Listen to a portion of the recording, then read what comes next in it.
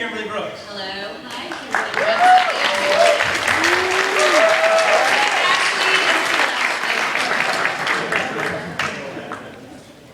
And Courtney. Hi, I'm Courtney Taylor. I play Jack.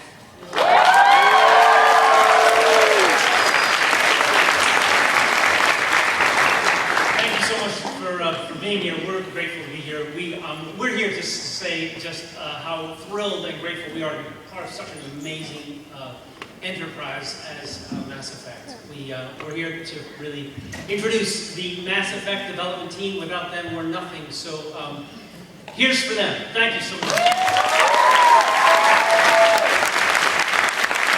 And also, thanks to you guys, because without you, we would be nothing as well. So thank you.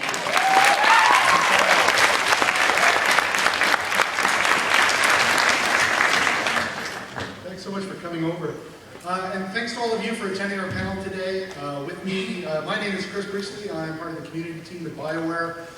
With me today, I have members of the MassEffect community team with me. I'll introduce all of them, and I'm going to turn it over to them because you don't want to hear me talk, you want the cool MassEffect stuff. So with me, I have Mr. Mike Gamble, our producer. Mr. Patrick Shannon, who's our lead animator.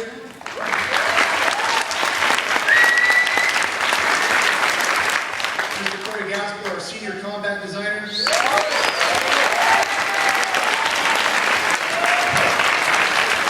Sylvia Fedepidi, yeah, I know I messed that up. She's a writer with BioWare. She has written Samara and Liara, amongst other things. Mr.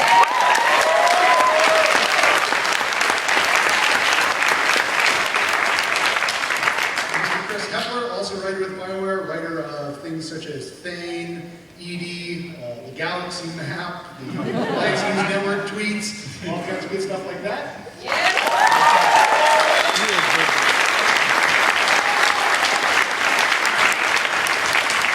And our BioWare community manager, the lovely Jessica Marizin, dressed as Ashley.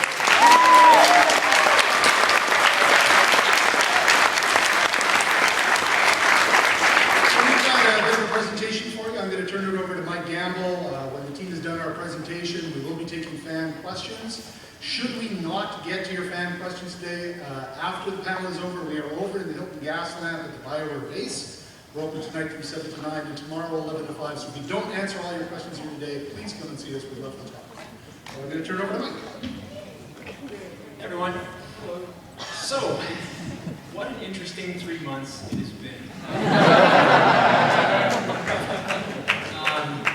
You know, as much as you might not think it, we've been overjoyed at BioWare for the opportunity to work on the extended cut and all the other DLC that we've been doing over the last 3 months and previous to that. First, it's a testament to how much the dev team wants to put into their lives, their souls, their passions, and extend that out and make it live a lot longer than just March 6th, the ship date. But it's also a testament to how much we like you guys, and we think that it's important that what you said matters. And I genuinely hope that most of you have played the extended cut, most of you have played multiplayer, and that you understand and like what we've done. Today we're just going to do a couple of things. We're going to talk a little bit about the extended cut, some of the mentality behind it, but we're also going to go through a little bit our Earth multiplayer DLC, which is coming out next week. And then we're going to talk a little bit about the characters from the writing perspective, what it was like to do that. So, and at the very, very end, we have something to leave you with, and you guys will be able to discuss it later. Very well. So, Chris did all the introductions, but I think in terms of who worked on what, on the panel, it was primarily of the people up here. Parrish and I worked on the extended cut. Corey worked on a lot of the multiplayer DLC, all the multiplayer DLC, as well as the combat within Mass Effect 2 and 3. Sylvia and Chris, both writers for Mass Effect 3, Mass Effect 2 DLC, and Chris Mass Effect 1, Mass Effect 2. So all of us up here are genuinely involved in the things that we've been doing. So to start off, talking about the extended cut, we kind of wanted to juxtapose a little bit what the original ending meant against the extended cut. And this is what we use as a flowchart or logic diagram for the original ending. You can see a certain amount of variability within things. You know, and at a high level, this is kind of what it is. By comparison, so the extended cut, and you made an effort to, before we actually put anything down in terms of scenes, animation, to flowchart the entire thing. So what I'm going to do is ask Parrish to kind of go through a little bit of this with you, to give you an insight in terms of, you know, how we built what we built, and you know, and then you can ask some questions later on when we do the Q&A period. So, Parrish. Great. Yeah, what happened was around the mid-March, late March, we got the green light on doing the extended cut, and that was really exciting for us because we had a lot of notes that we'd already made, you know, on the back of napkins and beer coasters and that sort of thing. So we kind of gathered up all those notes and ideas that we had, and we correlated that against a lot of the fan feedback that we were getting from the forums and social media and YouTube and all of that stuff. And basically, you know, myself, Casey Hudson, the executive producer, Matt Walters, the lead writer, then two senior writers, John Dunbrow and Patrick Weeks, along with Mike Gamble, we basically sat in a room and just kind of hashed it out. And we got it down to a level of granularity, which you kind of see on that big flow chart, where we were kind of comfortable with it. We knew that we could fit it under the 2 gig limit for the DLC, and it kind of achieved what we wanted to do with it. And you know, it's, as you can see, it's pretty complicated. The logic itself was handled by a designer named Chris Schoenberg, and honestly, I don't know how she kept it all together because it is super complicated. It's not only toggling your EMS rating, but it's also toggling your Paragon Renegade, who lives, who dies, who's your love interest. It toggles, you know, obviously your major choice at the end, and then also the choices that happened earlier with the Victorian campaign or the genophage. So what you have is all of these different plots kind of coming together in an axis of, well, you know, these things are all shifting around, and it became quite complicated. But again, Chris was, again, tribute to her, but she was able to keep it under control. I just wanted to focus specifically on probably the part that is, you know, the meatiest, I guess you could say, and that is the epilogue sequence. And I'm just going to kind of walk you through what we wanted to do with it, which was kind of project your unique Mass Effect galaxy, you know, kind of 200, 300, 400 years into the future, and what does that mean for your characters and you know, for the races that you kind of come to love. So we asked the question, you know, after the detonation of the device, what does the galaxy look like within the next couple of days to a week? You know, what happens? So in the synthesis version, you know, we have kind of coats and rebuilding London, you know, the burying the dead, you know, you have the Reapers kind of in the background. There's a certain sense of maybe a tentative truce.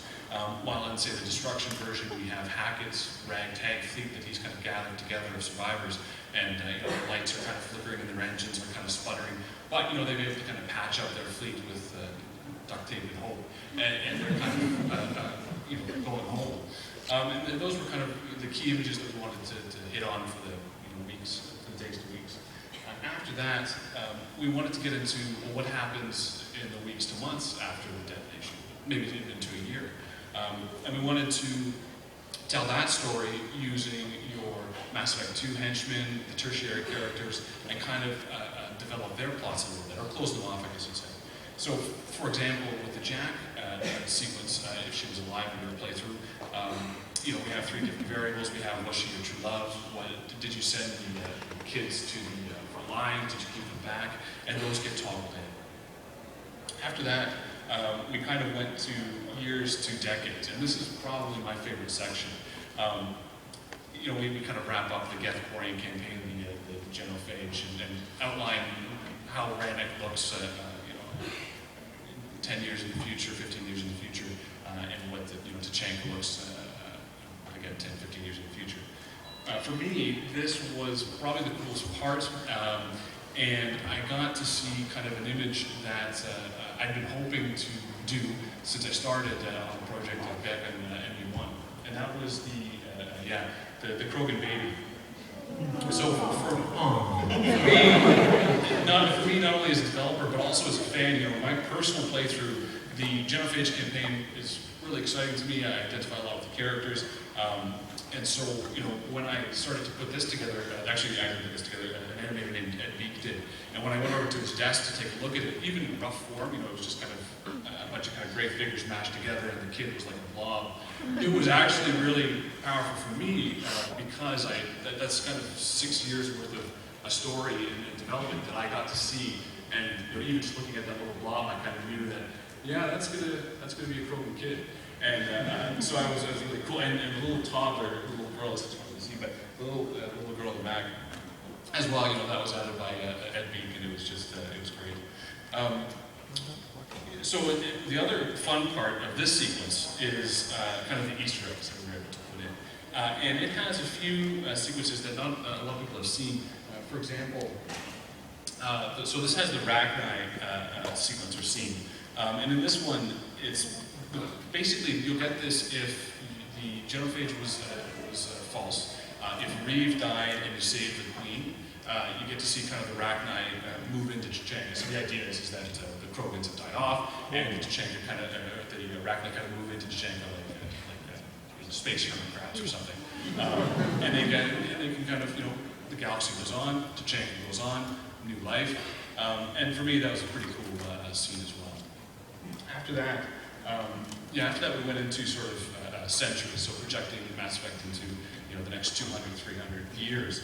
And this was really fun for the artists because we got to envision what does Tachanka look like in 300 years rebuilt, 400 years, kind of this beautiful city. Likewise, what's the new crazy city kind of look like? So we got to do some really nice design work on that. But we always wanted to make sure that we tempered the epilogue with the idea of loss and sacrifice and cost. So we have the death roll call after that, we call it sacrifice. So those are some of the henchmen that have died along the way. And the VO kind of threads it all together. And then that section rolls into what we call it, but for now, which is really the memorial sequence. And because we always wanted to end the extended cut on the memorial sequence, we knew that really ultimately, MassEffect 1, 2, and 3 is all about Shepard, it's all about his story, and at the end it's all about, kind of saying goodbye to him. And this was the scene that all the animators wanted to be on. And the reason was because they got to personally put some of themselves into those characters. They got to really, because these guys have been, these animators have been working on this stuff. Again, we've been seeing Shepard's face and the henchmen every day for some of us 6, 7 years. And to get the finality of saying, your story with Shepard will end, was really impactful to them. So they wanted to project that and put that into those performances. And I think that's why the sequence works so successfully, is the talent of the animators in that performance. You get some really nice, subtle acting in that. You have James off the side, and he's kind of a little more stoic, but you can kind of tell that he's still getting to him. Edie's off to the side, and she's kind of struggling with that. The love interest, obviously, is hitting really hard, or her friend, depending on your playthrough.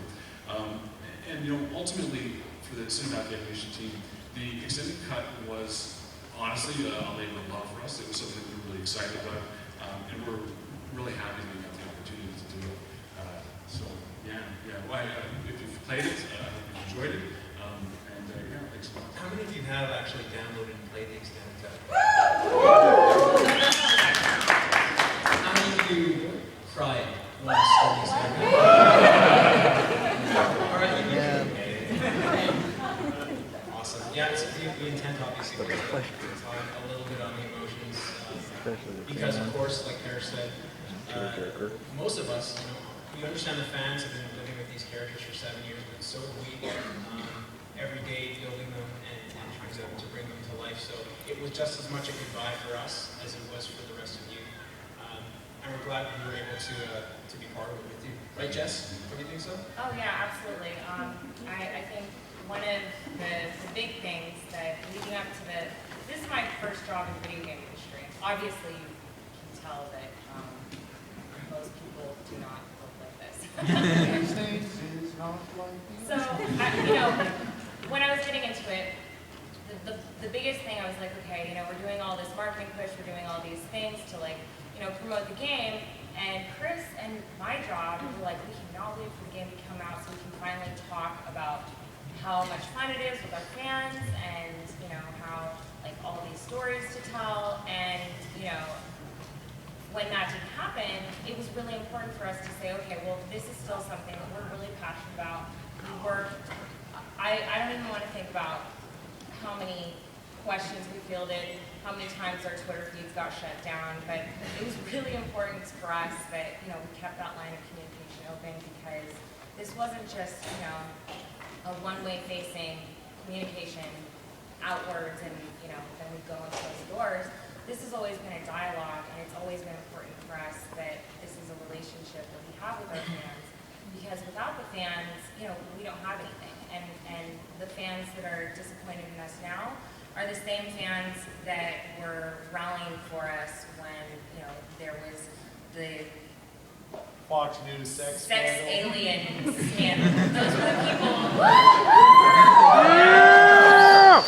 Those were the people who stood by us, and you know, we recognize that a lot of those people are the people who were disappointed, and we knew that there was a lot to do, that we wanted to maintain that strong relationship. So we do really appreciate all the feedback. I got really good at Excel in the past few months, so thank you.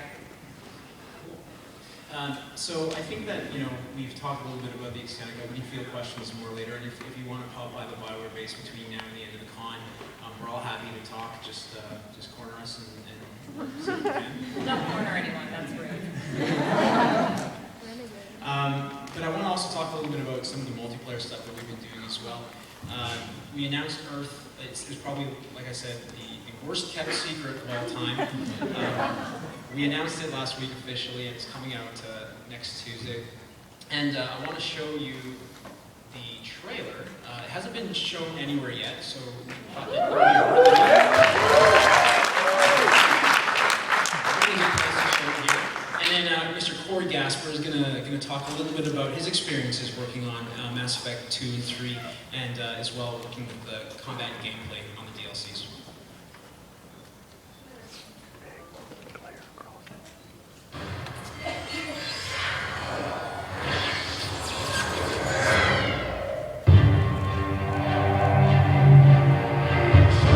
The Reapers hit without warning. Earth took the brunt of the attack. A few of us remained behind to protect and defend.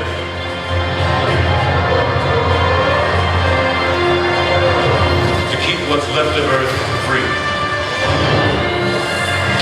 Or die trying.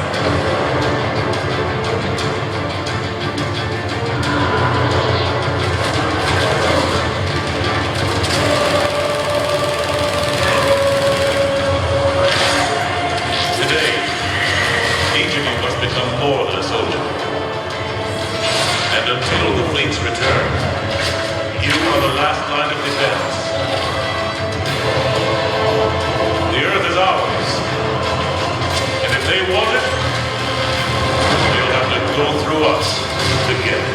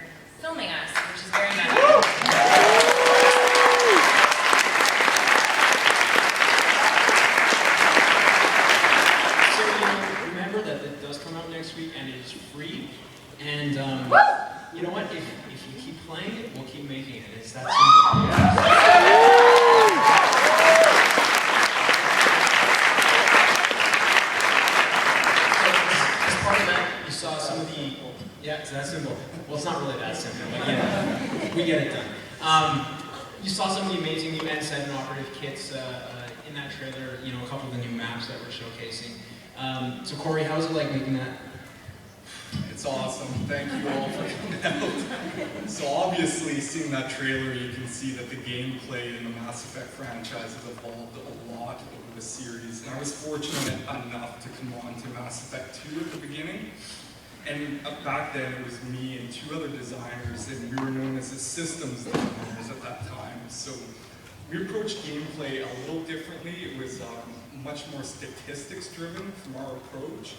But after Mass Effect 1 came out, it was an amazing game, but we knew we had a lot of things that we wanted to improve.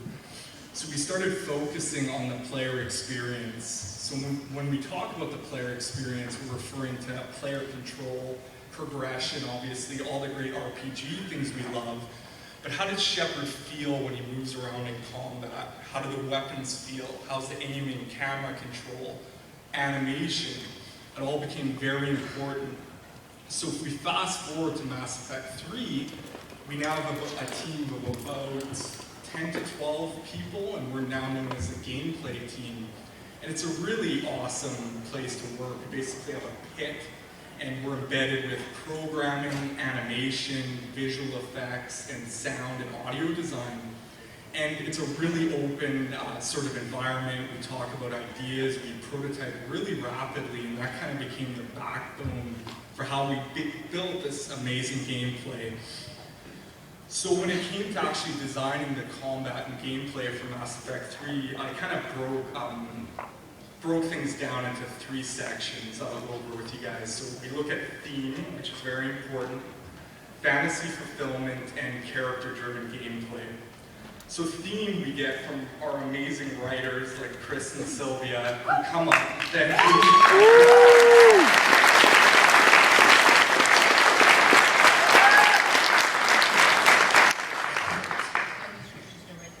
No, they don't.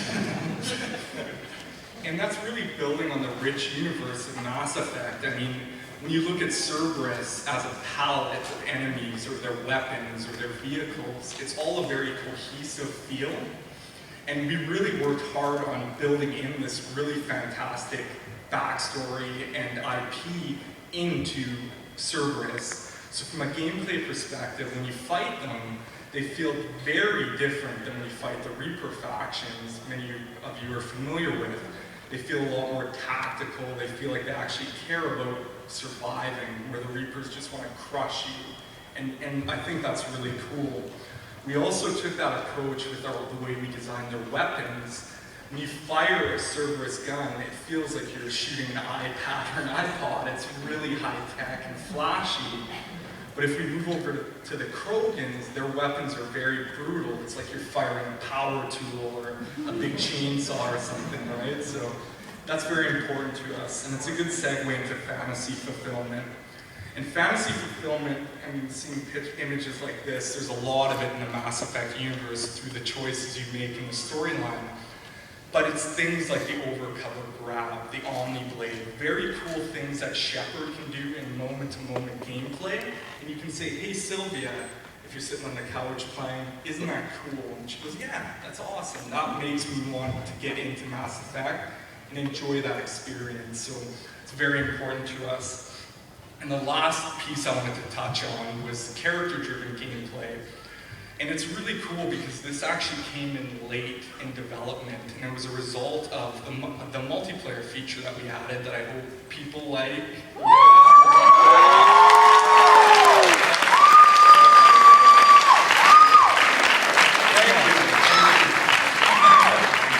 That's awesome. Thank you very much. Waiting for 6 years!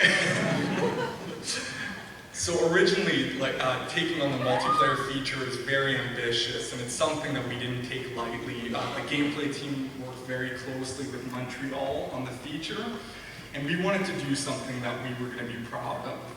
The Mass Effect team, we put 110% into building things for our fans, because at the bottom of it, we are fans ourselves, and we want the game to be the best possible that we can deliver.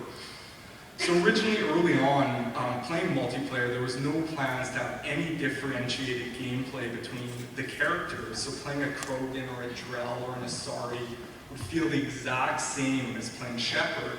So we were running around playing an early build, using the Omni Blade, rolling, and it just didn't feel right. So we kind of took a step back and drew inspiration from a cinematic that Parrish's team did for Mass Effect 2, where you unleash the grunt from cryo sleep, which is a pretty amazing scene. He bursts out, slams Shepard against a wall, and he's a Krogan, and that's what we wanted to play as. So in order to not scope creep, which gameplay has a habit of doing, I'm sorry Mike, we tend to bloat things and overdo it, we started stripping things away from the Krogan. So we said, okay, you know what, no, he can't roll. Let's bump up his shields, his health, let's make him tougher, he should be a tank. And our team really rallied around that, which is fantastic. So the sound design team got us the vocalizations, a wicked Krogan roar when you charge, the headbutts, all the great things that make you feel like you're playing the Krogan, which is awesome. Then we moved on to the Drell and the Asari, and to me, it really kind of formed the backbone of what made the multiplayer feature so successful, and why, to me, the Mass Effect franchise is so amazing, is because when you talk to the developers or people who've worked on the game, there's all these stories of people going above and beyond and putting that 110% and doing things that wasn't expected before. And I think that's why we have so many passionate fans that we've met here. And I just wanted to take the opportunity to thank you all. It's been a pleasure. Keep playing the game. We'll keep making really cool stuff like this. Thank you.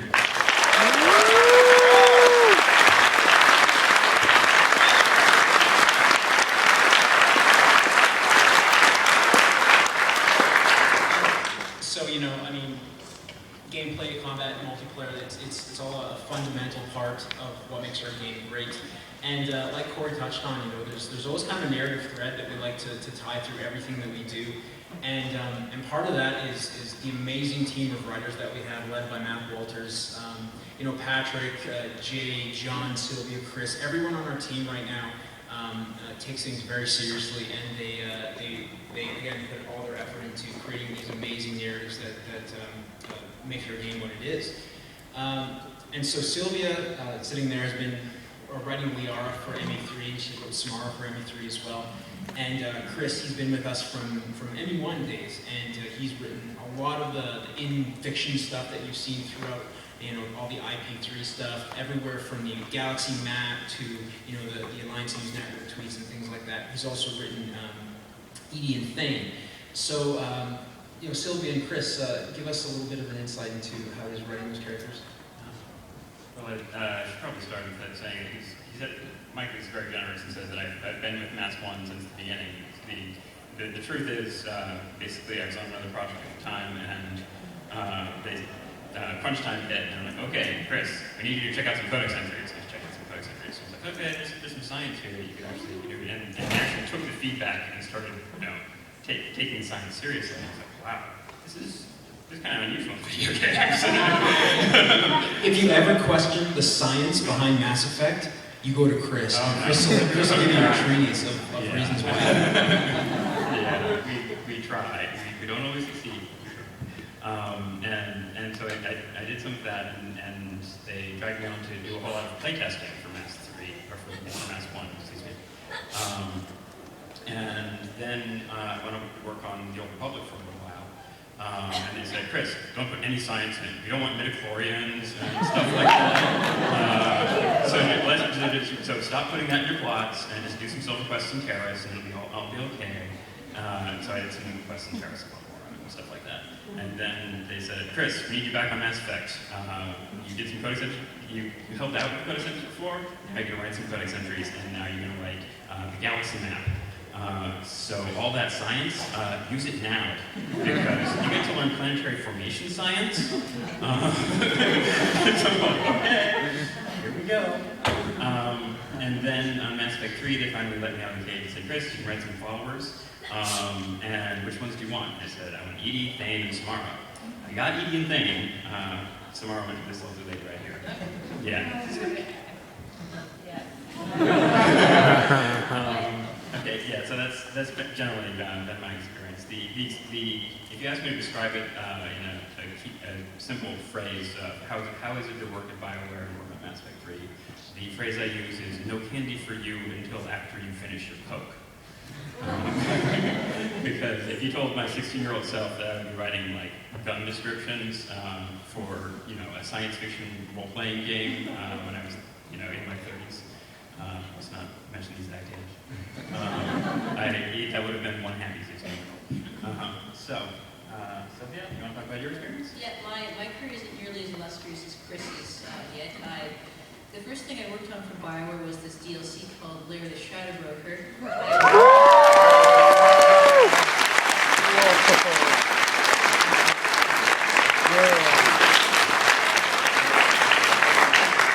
liked it. I was just one of 3 writers, I should mention that. Jay, Lymanik, and Patrick Weeks were the other 2 people, Max were supervising our shenanigans on that one. But my first real big project was Mass Effect 3, and it was both tremendously exciting and tremendously terrifying. And the terrifying part kind of comes from the fact that this room is completely full and there was a huge line outside. Just as I began to work on the project more and more, I saw how much it meant to people. And I'd always known intellectually it's a big property. People really like the universe and Shepard, and from like news articles and fan posts and just the general hubbub, and I realized just, wow, I better get this right. It was also tremendously exciting, not just because it was such a big thing, but also because I got to work with a lot of seasoned professionals, even like in the writing. We have this room at Mass Effect we call affectionately, dubbed it the writer's pit. So this sort of corralled all of us off into one big room, and it was great being able to just chat with people about, just to turn around to Chris and say, hey, you like this Friday writing for Edie in this one level? Does that sound good? Yeah, let's see. Here. There was one point where I don't know if you guys got into the section in which he says, yeah, I think Lara's become a more private person after becoming a Shadow Broker. And if you haven't actually played Shadow Broker, Shepard says, excuse me. And he's like, oops. You two should talk. And I turned around and somebody said, I just wrote this. What do you think? Can we slip it into the R's dialogue as well? And then we did. Yeah. It should That's be very there if you use direct it. Oh yeah. It's great for that. I mean, like, so I'm working with people. There's people from a lot of diverse backgrounds. Like just even in the writers' room, Chris and a few other people are from Hollywood. We had some writers who were just really they've been in the video game industry for a while. We have someone who's a playwright. We have people who have novels. So it's great just being able to pick their brains, especially if you're newer and like 2.5 years ago. So I got to draw on that experience, which is really crucial sometimes. One good example, this might be fun for people to know, was I wrote for a level that was called the Get Consensus. And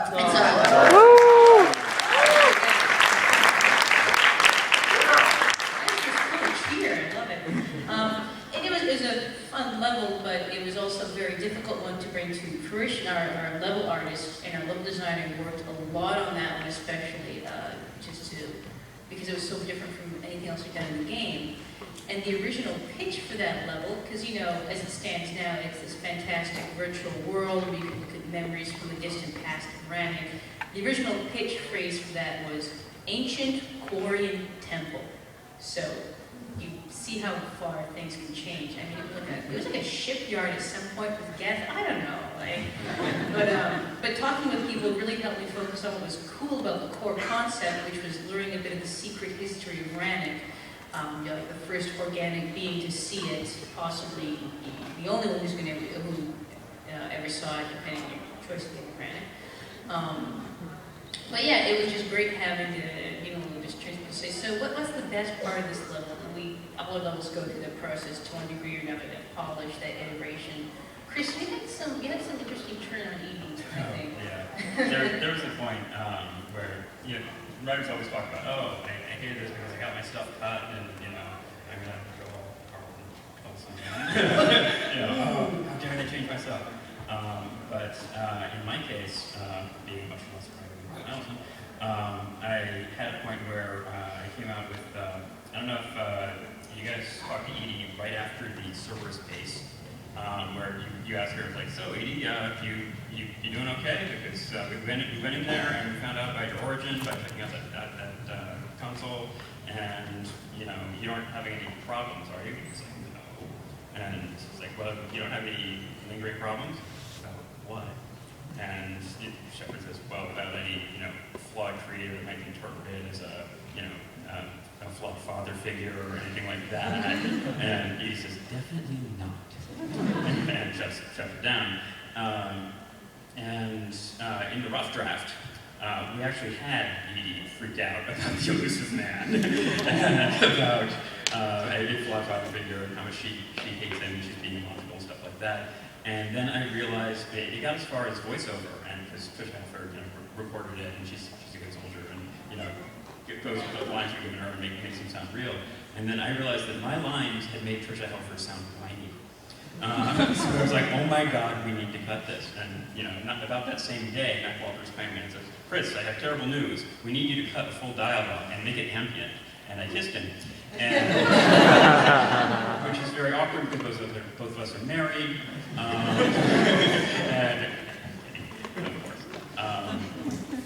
And in any case, so we cut it down, and now we basically turned it into a joke. And that's sort of our equivalent of the Harrison Ford shooting the swordsman in Indiana Jones and Raiders of the Lost Ark. So yep, yeah, let's keep this light. We're done. So that's my Edie story. So Sylvia, what about Samara? Samara? Liara. Liara, Samara, okay, hold on, spin this. This is Liara. Okay, Liara. She was fun. There was some churn on her dialogues, but the beauty of writing Liara was she had 2 appearances in 2 other games, and some ancillary stuff like Lair the Shadow Broker in the comics. And it was a real joy being able to pull from her past relationship with Shepard. You could be friends. Computers may not talk to her that much in the previous games. Heck, maybe you could have been a love interest with her. And that was, it's really great to have that history because it brings a richness to the character and their interactions that, even if you don't reference it directly, is usually the back of people's heads. And you don't always have that luxury when writing anything, essentially. I mean, some people may have known Liara for 5 years. That was really cool. One of the scenes that I think I'm particularly proud of, especially the people who did the cine design work for it, is the people who kind of direct the scenes, is my best way I can phrase it. The time capsule scene with Liara, which I thought Ellie Hills did an amazing job, and Jennifer Hellmark really brought that in. That was the one scene I knew going to Mass Effect 3 I wanted it, and very little iteration just because, what was she in the past? You met her as an archaeologist on a dig, she became the shadow broker, obsessed with information, and it just made sense for a character to go that route. And Parrish, you guys did that beautiful scene in the extended cut where if you choose to reject the Reaper's offers, am I spoiling this for anyone? Or if you accidentally shot the catalyst just by accident. No, wait, well, no. Accident. Nothing accidental about that. That'd be me. I'd be like, shoot, if it does anything. But you reject the Reaper's offers, the cycle continues, but your team brought that beautiful scene where you see a hologram of Liara and the little blip in the background, and future generations of species have discovered her. And it's just this wonderful cyclical nod to discovering Vigil back on Alice and Avenue 1, like this thing. Somewhere in the back of my head, I always thought, it'd be cool if we got a scene like that, and then you made it happen. So, yeah, that's the benefit of having a character who's been around for that long. So, we want to give everyone an opportunity to talk about, or ask some questions. Whoa, wait, guys, later, please. Anybody pushing is going to be removed. In about 20 minutes, so.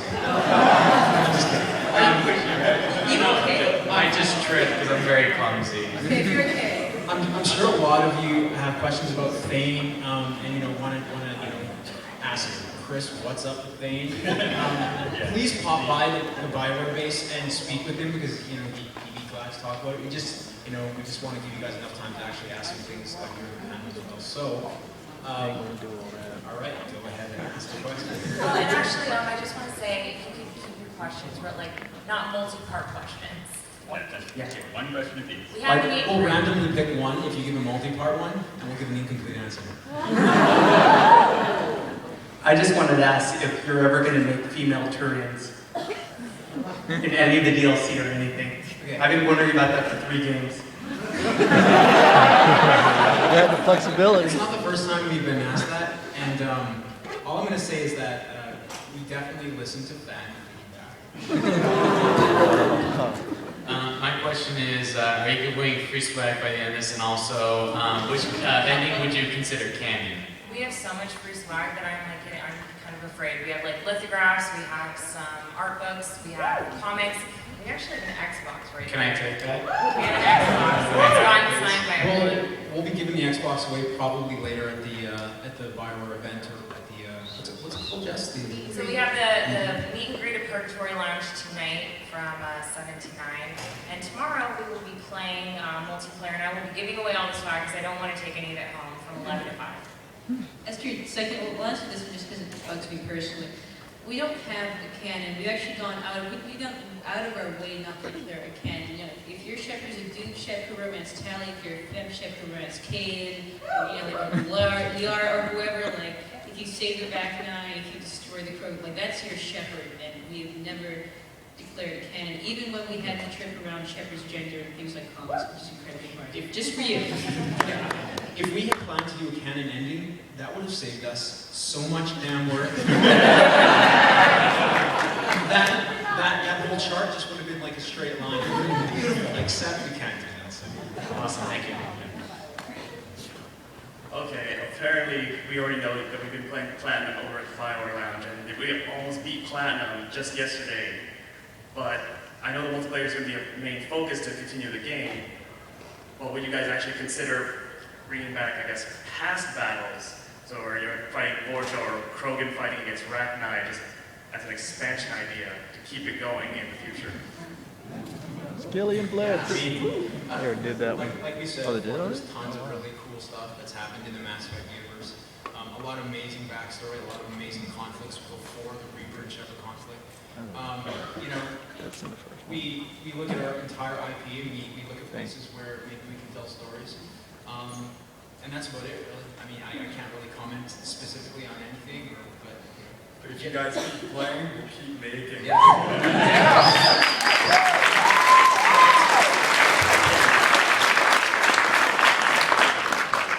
Thank you so much for the extended cut. Thank you for giving me my last moment with Caden. Thank you so much. So I really wanted to ask, and this may be an awkward question, but what's the deal with the kid? Why does Shepard see the kid throughout the entire game? Yes. Shepard sees the kid because it's the one face on Earth that pretty much crystallizes that, you know, all of the people on Earth that he can't save. She It has no good neutral pronoun. when you finally get to the catalyst is essentially negotiating with you because its plan does not work anymore, and it takes a non-threatening form, and also because Shepard shaking his fist at Harbinger or Salvarin or another Reaper hologram and stuff like that didn't seem incredibly appropriate. We wanted to pick stuff and do something a little new.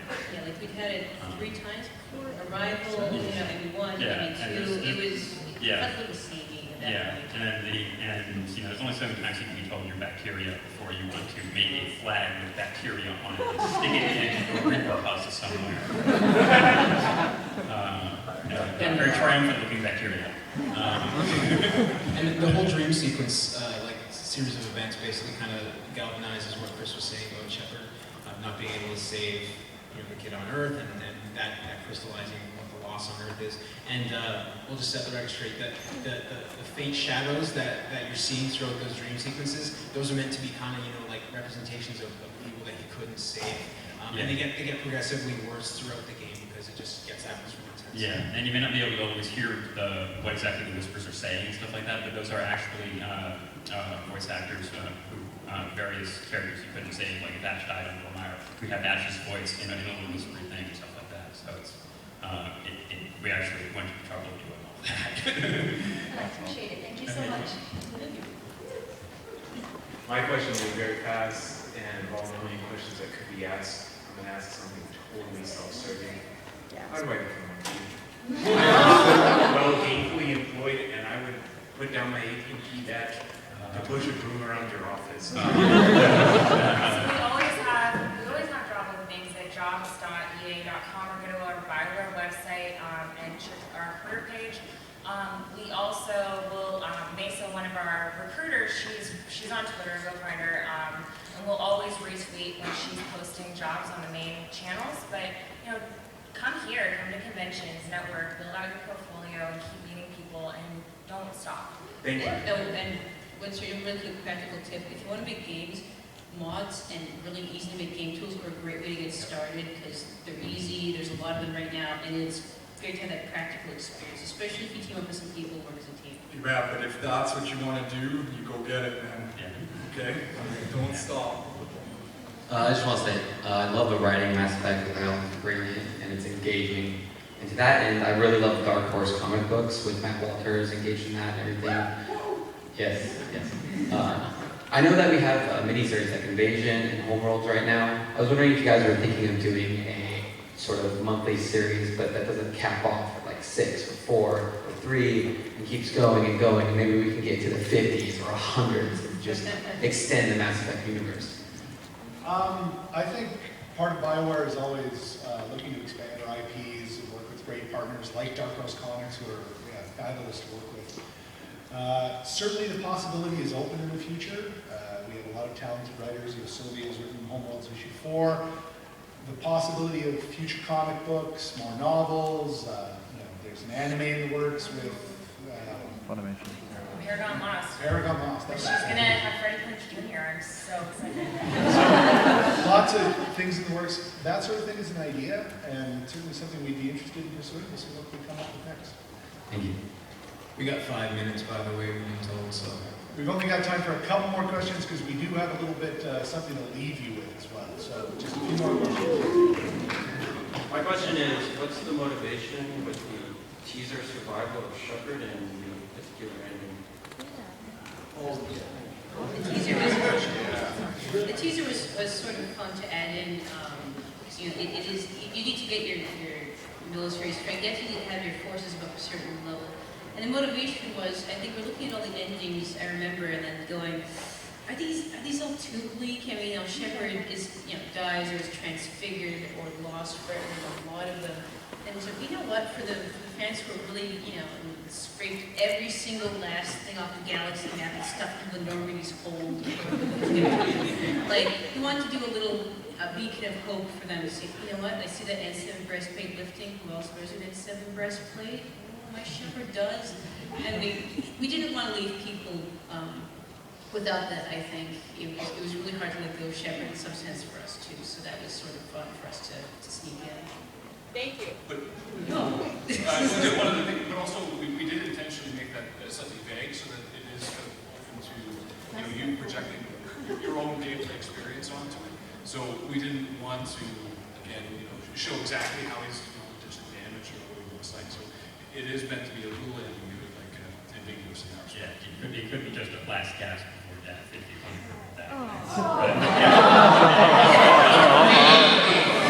Giant listening remark, but just actually for all of you. No!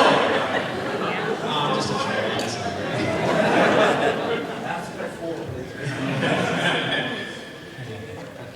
A few of the characters in the crew I really gravitate toward, really like a lot, like Zaid and Thane, just got really cool personalities. And it seemed like you said, when it came time to pick a few characters that you wanted to write for, Chris in particular, like you wanted to write for Thane and some of those characters. What drew you to those characters, and also what influences did you have on those characters? Like Thane obviously had like a Bushido Warriors Code thing going on. Well, I should clear up, I wrote Thane in Aspect 3 now too. So a lot of Thane's character development. I'm just trying to do Thane justice in 3.